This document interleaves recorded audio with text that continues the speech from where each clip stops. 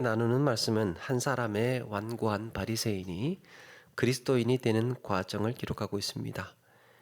그리스도인이 된 것으로 끝나는 것이 아니라 이것은 시작에 불과하죠. 한 사람이 회개하고 새로운 인생을 시작하게 되면 우리는 하나님과 교회와 세상과 새로운 관계를 맺는다고 합니다. 신앙생활 안 하다가 예수 믿고 회개하고 그렇게 해서 믿음의 삶을 살게 되면 우리가 대하는 모든 대상과 새로운 관계가 되는 거예요. 먼저 하나님과의 관계가 어떻습니까? 하나님의 자녀, 또 주님의 제자, 혹은 성도 이렇게 표현이 되죠. 하나님에 대해서는 우리는 자녀요, 제자요, 성도의 관계를, 새로운 관계를 맺습니다. 그전에는 그런 관계가 아니었죠. 또 교회와도, 교회와 우리와의 관계는 어떻습니까? 형제, 주님 안에서 서로 형제, 자매가 되는 관계가 됩니다. 그래서 아나니아가 그 앞에서 사울에게 형제 사울아 그렇게 불렀습니다. 너도 하나의 믿음의 공동체다. 그리고 세상은 또 어떻습니까? 세상과의 관계는 바로 전도자요, 증인의 관계가 됩니다. 여러분, 세상은 우리가 주님의 제자라는 사실에, 하나님의 자녀라는 사실에 크게 관심이 없습니다. 우리의 직분이 어떻든지, 형제 자매가 어떻든지 그런 것도 잘 알지를 못해요. 그런데 그런 것과는 관련이 없어요. 그런데 전도자로, 증인으로 관계할 때는 의미가 있어집니다. 오늘 말씀의 사울은 예수 믿는 자를 잡기 위해 핍박의 앞잡이로 예루살렘을 떠났습니다. 그런데 이제는 박해자에서 박해받는 자가 되어서 예루살렘을 떠나고 있습니다. 사울이 예수님을 영접하고 전도자가 되기까지 그에게 무슨 일이 일어났던 걸까? 내가 단순히 예수 믿고 구원받은 백성으로 사는 것도 귀한 일인데 성경은 거기에 그치지 않고 세상을 향해서 증인으로 전도자로 살 것을 말씀합니다. 오늘 말씀은 이런 우리에게 전도자의 삶에서 필요한 요소들을 소개합니다. 사울이 변화되는 과정 속에서 전도자의 삶에 이런 게 있어야 되겠구나 라는 걸 돌아보게 됩니다. 주님의 제자로서 교회 안의 형제 자매로 그치지 않고 세상을 향한 증인으로 보다 성숙한 그리스도인으로 살기 위해 우리가 겪어야 하는 준비와 또 과제는 무엇일까? 그 첫 번째가요, 연단의 시간입니다. 사울이 다메섹에서 주님을 만나서 회심했을 때 지체하지 않고 회당을 돌면서 예수가 하나님의 아들이라고 선포하고 다녔습니다. 마음이 얼마나 뜨거웠을까? 그렇게 다메섹에서 성도로 거듭난 사울은 거기에서 복음을 전하고 예루살렘으로 오게 되는데, 그런데 그 사이에 적지 않은 시간이 흐르고 있었습니다. 오늘 말씀 23절에 보니까요, 여러 날을 지내매라고 했습니다. 여러 날을 지내매. 다메섹에서 예루살렘에 오기 전에 그는 여러 날 동안 무언가를 하고 있었습니다. 오늘 말씀에는 이 여러 날이 어느 정도 기간이었는지가 잘 나타나지 않는데요. 갈라디아서 1장 17절 이하에 이 당시의 정황을 좀 더 자세히 설명합니다. 갈라디아 1장 17절에 보니까 또 나보다 먼저 사도된 자들을 만나려고 예루살렘으로 가지 아니하고 아라비아로 갔다가 다시 다메섹으로 돌아갔노라. 그 후 3년 만에 내가 게바를 방문하려고 예루살렘으로 올라가서 그와 함께 15일을 머물렀다라고 했습니다. 그러니까 다메섹에 가서 회개했던 예수님을 영접했던 사울이요, 예루살렘으로 오늘 말씀처럼 그냥 건너온 것이 아니고 아라비아로 갔다가 다메섹에 돌아와서 다시 예루살렘으로 온 겁니다. 그러니까 사울은 이 예루살렘에 오기 전에 아라비아에서 거의 3년간의 시간을 보내게 됩니다. 여기서 여러 날을 지내매, 이 지내다라는 말은 단순히 그냥 시간을 보내는 게 아니고 때가 참에라는 표현과 연결되는 단어예요. 때가 참해. 그러니까 뭔가 준비되고 차곡차곡 쌓아왔던 시간들이 다 차서 이제 다메섹으로 와서 또 그렇게 예루살렘으로 옮겨가는, 그렇게 해서 전도자로 세워지게 되는 겁니다. 아라비아로 떠난 사울은 그곳에서 더 깊은 기도와 성경 연구에 몰두했을 겁니다. 과연 구약의 예언들과 구원의 성취가 어떻게 연결이 되는지, 정말 예수님에 대한 예언이 성경에서 그렇게 말씀하고 있었는지, 이런 것들을 확인하고 싶었던 거죠. 구약의 율법이 아니라, 구원은 율법이 아니라 오직 믿음으로 된다는 것도, 이런 확신도 필요했습니다. 그렇게 사울은 여기에 성장의 시간을 가지면서, 예수 믿고 나서, 예수님을 영접하고 나서 성장의 시간이 필요했습니다. 그래서 평생을 걸어도 흔들림이 없는 확실한 복음을 준비하게 됩니다. 처음에는 충격에, 감격에 뜨거워서 뭐라도 할 수 있을 것 같았어요. 그런데 아이러니하게도 뭔가 열정이 뜨거우면 시험도 뜨겁게 오더라고요. 그래서 연단의 시간이 필요합니다. 여러분, 이렇게 해서 얻어지는 것이 무엇입니까? 경건의 무게감이에요. 충분한 시간을 가지면서 내면을 돌아보는 거예요. 예수님을 영접한 이후에 시간을 가지면서 나 스스로를, 내면을 돌아보면서 내게 일어난 하나님의 부르심이 과연 성경에서 어떻게 설명되어야 되는지, 때로는 기도를 통해서 주님과의 깊은 관계를 가져보기도 하고, 그러는 동안에 조금씩 우리는 하나님을 알아가는 겁니다. 여러분, 세상에서 증인으로 살기 위해서 여러 가지 어려움에 부닥칠 수가 있죠. 그래서 시험에 들기도 하고, 때로는 넘어지기도 하고, 그러면서 일어서기도 하고 회복하는 경험을 하게 됩니다. 근데 이게 필요해요. 그것이 차곡차곡 쌓이면서 우리의 믿음은 견고해지는 겁니다. 나중에 바울이 되고 난 이후에 디모데에게 경건에 대해서, 경건에 이르도록 내 자신을 연단하라 그러면서 이렇게 말합니다. 디모데전서 4장 8절에 보니까 육체의 연단은 약간의 유익이 있으나 경건은 범사에 유익하니 금생과 내생의 약속에 있느니라. 육체의 연단과 몸을 단련시키는 것과 대조되는 표현이 경건의 연단이에요. 경건의 연단. 그렇게 해서 우리의 경건함이 무게감을 갖는 거예요. 그래서 성실한 예배라든지 지속적인 기도 생활이라든지 매일 말씀을 가까이 하면서 묵상하는 습관이, 그리고 꾸준히 훈련하거나 전도, 그리고 봉사하는 이런 것들이요, 사소한 우리의 신앙의 일상들이, 이게 하루하루를 놓고 보면 큰 변화를 느끼지 못해도요, 이런 것들이 쌓이면 나중에는 이게 힘을 발휘합니다. 하루하루 습관처럼 해왔던 내 신앙의 경건한 삶이요, 이거는 무르익고 쌓여야 되는 거예요. 여러분, 몸이 약하면, 사람이 조금만 일을 하면 금방 피곤해지고 한 며칠 쉬어야 되잖아요. 약하기 때문에. 연단의 시간이 적으면, 예수님을 영접하고 나서 시험을 받고 한번 고꾸라지고 무너지고 그때마다 일어서는 경험, 회복된 경험이 적으면요, 그만큼 약하다는 거예요. 시련이 왔을 때 회복이 힘들어요. 연단의 시간이 없으면. 그러니까 시험을 제대로 받아보고 그거에 대해서 극복해보고 또 해결되어 보고 회복돼 본 경험들. 연단이 무엇입니까? 쇠로 된 연장이 불에 담구었다가 물에 식었다가를 반복하는 거죠. 쇠를 녹였다가 식혔다가를 반복하는 겁니다. 그러는 가운데 단단해지는 거예요. 마찬가지로 우리의 신앙도 넘어졌다 회복되기를 반복하면 회복력이 좋아집니다. 그때는 이래서 내가 일어섰지. 그때는 이것 때문에 내가 이걸 깨달아서 회복이 됐지.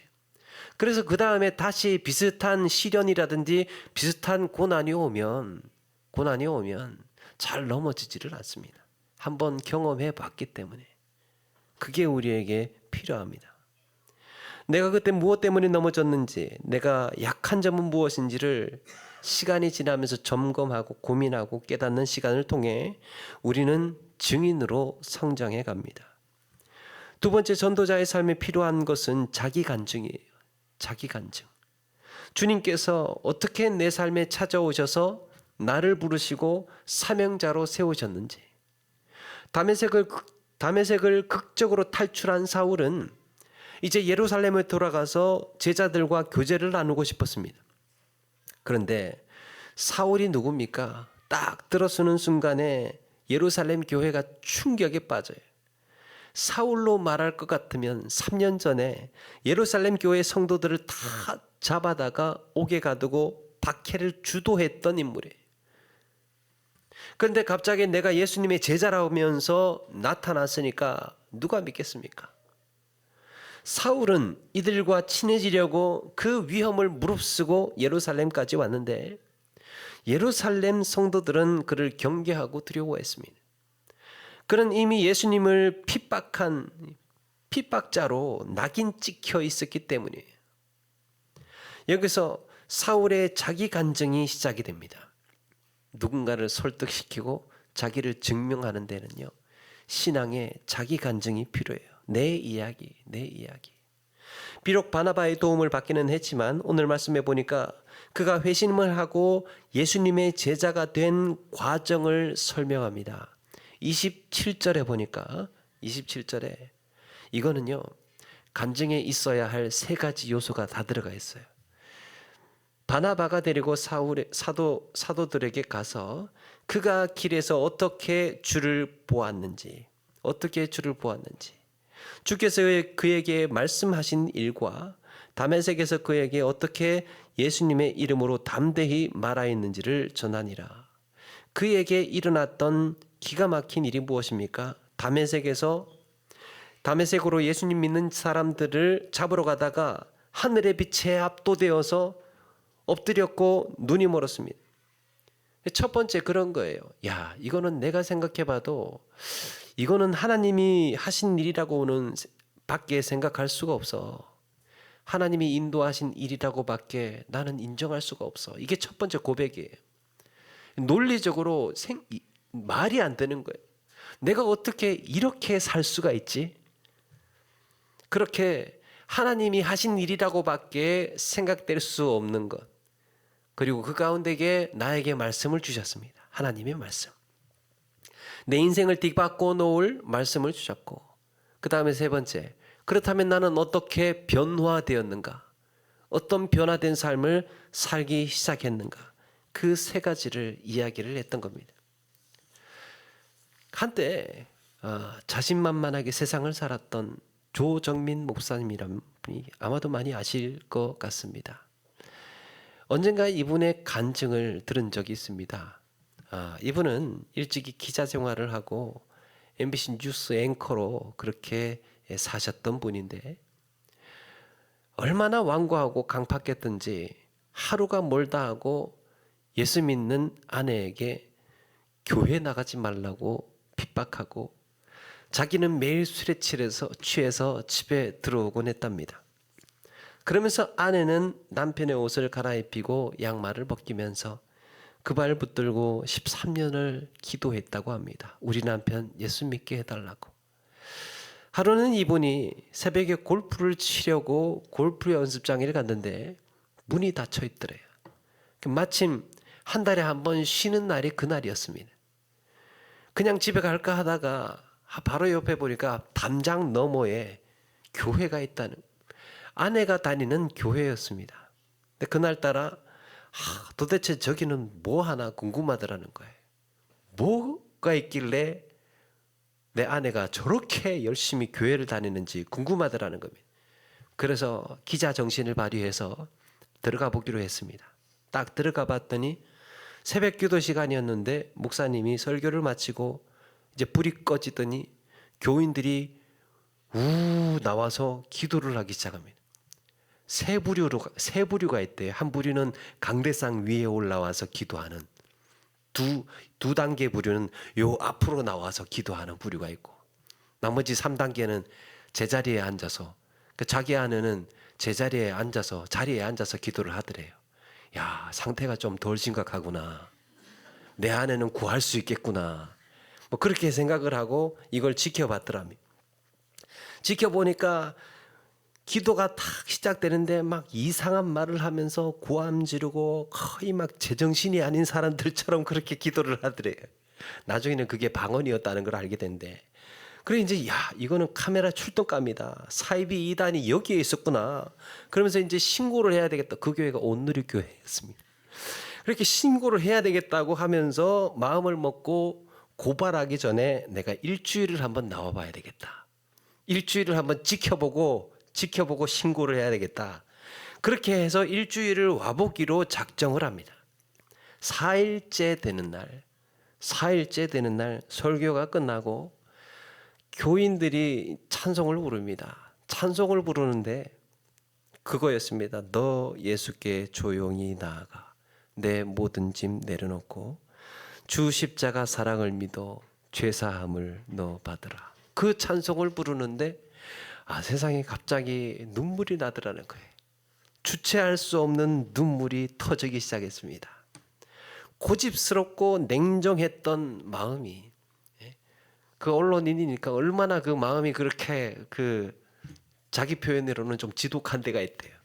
그렇게 마음이 그랬는데 그게 순식간에 녹아내리면서 기적 같은 일이 벌어진 거예요. 아내 구하러 갔다가 자기가 거기에 말려서 신앙생활을 시작을 하게 된 겁니다. 그래서 이분이 그렇게 주님을 만나고 목사님이 되었습니다. 물론 간증이 뭔가 우리에게 막 영화 같은 이런 드라마 같은 스토리가 꼭 있어야 하는 것은 아니지만, 그럼에도 우리는 내가 생각지도 못한 순간에 찾아오신 주님께서 내 삶에 어떻게 역사하셨는지, 나는 어쩌다가 예수님을 믿게 되었는지 내 이야기가 있어야 됩니다. 전도하는 사람, 한 사람을 누군가를 이끌어주고 인도하고 때로는 주님께로 나아오게 할 수 있도록 우리가 전도자의 삶을 살려면 내 삶에 체득되어 있는, 내가 경험한 하나님의 역사가 있어야 된다는 거죠. 그렇게 해서 나의 이야기가 있어야 하는데, 사실은 내 이야기가 아니라 내 삶에 역사하신 그리스도를 고백하는 겁니다. 내 삶에 그리스도가 나타나야 돼요. 주님이 나타나야 돼요. 아무리 내가 화려하고 영화 같은 삶을 살았어도 거기에 나를 구원하신 주님이 존재하지 않는다면 우리 신앙생활에 무슨 의미가 있겠습니까? 아무리 내가 화려하고 정말 멋있는 인생을 살았어도 내 삶에 주님이 없어요. 내 삶에 그리스도가 없어요. 이게 무슨 우리에게 의미가 있겠습니까? 어리석었던 내 인생에 찾아오신 주님을 고백하며 살아계신 그 주님을 증거하는 우리 모두가 되시기를 바랍니다. 세 번째, 전도자에게 필요한 세 번째가 한 영혼에 대한 기대감이에요. 기대감. 사울이 주님의 부르심을 받고 한 사람의 사역자로 세워지기까지 거기에는 이름 없는 여러 사람이 조력자들이 있었습니다. 사울이 다메섹에 이르렀을 때 다메섹에서 누가 도와줬습니까? 아나니아라는 사람이 사울을 도와줍니다. 사울을 변호해주고 친구들을 한테 소개시켜주고, 아나니아는 이렇게 다메섹에서 사울을 도왔습니다. 그리고 오늘 말씀처럼 예루살렘에 왔을 때는 누가 도와줍니까? 바나바가 사울을 도와줘요. 예루살렘 교회의 성도들은 바나바를 신뢰하고 바나바의 말이라면 존경하고 그걸 받아들였죠. 바나바가 준비되어 있었던 거예요. 바나바의 말이었기 때문에 사울을 받아들이고 안심할 수 있었습니다. 그 밖에도 사울은 이 다메섹을 탈출할 때 그의 제자들이 광주리에 사울을 담아서 줄로 내려서 그렇게 탈출을 시켰죠. 오늘 말씀에도 보니까 헬라파 유대인들이 사울을 또 죽이려고 할 때 이 사람은 가는 곳마다 사람들이 자꾸 죽이려고 그래요. 사울이 그렇게 위험에 처해 있을 때 그를 또 그의 형제들이 피신시켜주고 도와주게 됩니다. 여러분, 한 사람의 그리스도인이 세워지기까지 우리 주님은 이름 모를 수많은 사람들을 붙여주셨습니다. 한 사람의 성도로 세워지기까지요. 여러 사람이 도와주고 붙여주셨어요. 그게 하나님의 섭리 속에서 우리에게 이루어진 일이에요. 그래서 전도에도 한 사람만 통해서 이게 모든 게 다 이루어지는 경우는 잘 없어요. 언젠가 좋은 소리를 들었어요. 또 누군가를 통해서 그리스도인의 삶의 좋은 모습을 보았습니다. 또 이 사람 저 사람의 전도의 권면 소리를 들었습니다. 그게 쌓이고 쌓여서 때가 찬 거예요. 고구마 전도법에서는 익은 고구마라고 하죠. 익은 고구마. 때가 된 거예요. 그래서 신앙생활을 한번 해볼까 하는 마음이 들기까지 때가 찬 겁니다. 내가 다 한 게 없어요. 내가 다 한 게. 하나님은 여러 사람을 붙여주셨습니다. 우리는 보통 사람을 볼 때 참 이렇게 판단하기 쉬울 것 같아요. 야, 저 사람은 가능성이 없어. 저 사람은 말을 해도 안 들어. 저 사람은 내가 원래 좀 싫어하는 사람이야. 뭐 이렇게 해서 이 사람은 가려내고 나면 어떻게 그를 세울 수 있겠습니까? 그러니까 한 영혼을 세우는 데에는 나를 포함해서 여러 사람이 쓰임 받는다는 사실을 기억을 하면 그걸 또 누가 주장하고 계십니까? 하나님께서 주장하고 계시죠. 그래서 한 영혼에 대한 그런 기대감, 하나님께서 그를 어떻게 사용하실까? 하나님은 그를 어떻게 일으키실까? 사울은 특별히 교회의 입장에서 볼 때 원수 같은 존재였습니다. 다른 사람들은 몰라도 사울만큼은 받아줄 수가 없었어요. 그런데 그를 용납하고 받아주었더니 어떻게 됩니까? 미운 사람, 싫은 사람, 좀 떠났으면 좋을 사람, 안 만났으면 좋을 사람, 안 보고 살았으면 좋겠는데, 그런데 그 사람을 받아주고 용납하니까 어떻게 되었습니까?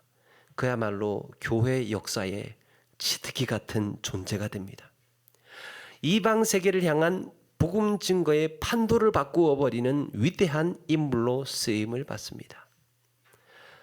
몇 년 전에 안시성이라는 영화가 있었죠. 어느 날 안시성으로 찾아온 사물이라는 청년이 있었는데 부하들은 그를 첩자로 의심을 했습니다. 사실은 그가 첩자가 맞았죠. 그런데 이 성주 양만춘이 이 모든 걸 알고 있었음에도 불구하고 그를 품어주고 기회를 줍니다. 그리고 나중에는 정말로 양만춘을 구해주는 은인이 됩니다. 사람들은 그의 정체가 뭔지가 궁금했습니다. 그러나 양만춘은 그의 진심에 주목했습니다. 여러분, 우리가 그리스도인으로 살아가면서 사람을 볼 때요, 한 가지가 꼭 필요합니다. 그게 한 영혼에 대한 기대감이에요. 한 영혼에 대한 기대감. 하나님께서 그를 어떻게 인도하실지. 다메섹의 아나니아는 사울이 마음에 내키지 않았음에도 이방을 위해서 쓰실 그릇이라는 하나님의 말씀에 순종하고 그를 기대했습니다. 바나바 역시 사울을 들어서 쓰실 하나님의 일하심을 기대했습니다. 여러분, 이렇게 한 영혼을 향한 기대감이 성도를 세우고 전도하는 삶의 시작이에요. 내가 생각지도 못한 방식으로 주님께서 행하신 일을 기대하며 한 사람 한 사람을 마음으로 품어주고 이끌어주고 위해서 기도하며 사시는 우리 모두가 되시기를 바랍니다. 말씀을 마칩니다. 그리스도인의 삶은 하나님과 교회와 관계만으로 끝나는 것이 아닙니다. 세상과 관계를 맺으며 한 영혼을 주님께로 인도하는 이런 전도자의 삶을 살아야 합니다. 내게 다가오는 연단의 시간을 통해서 우리의 믿음이 더 견고해지고 주님께서 나를 부르신 은혜를 고백하며 한 영혼을 향한 기대감으로 그들을 응원하고 섬기고 기도하는 삶이어야 할 줄로 믿습니다. 이 땅을 사는 동안에 세상을 향한 증인으로 전도자로 살기로 결단하시고 한 영혼을 주께로 인도하기 위해서 애쓰며 나아가시는 저와 여러분 되기를 주님의 이름으로 축원합니다.